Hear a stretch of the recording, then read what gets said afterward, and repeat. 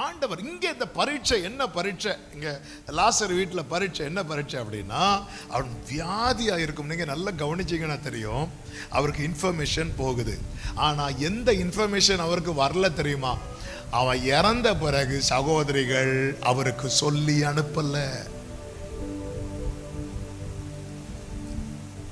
அதன் அர்த்தம் என்ன?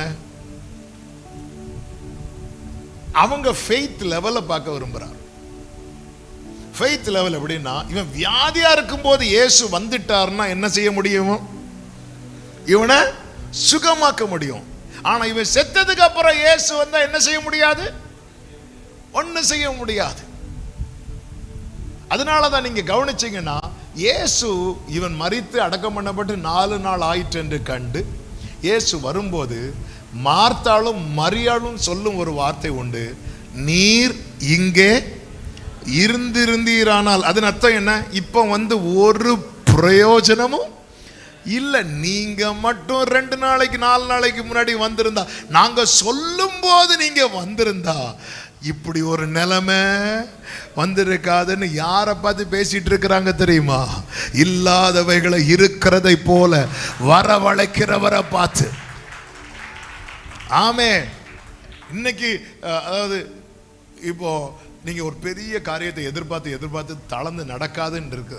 25 எதிர்பார்த்தீங்க, நடக்கல. இப்போ 26 இங்க இருந்து வார்த்தை வருது, கர்த்தர் உனக்கு இதை செய்வார்னு சொல்லும் போது நம்ம என்ன தெரியுமா சொல்லுவோம்?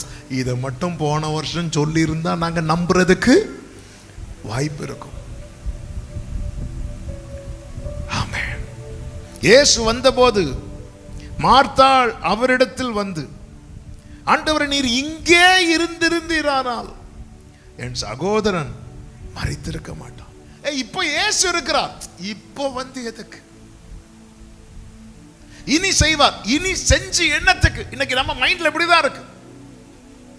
அப்ப என்னாச்சு அப்படின்னா, இவங்க விசுவாசம் உள்ளவர்களா இருந்தாங்க 4 நாளைக்கு முன்னாடி.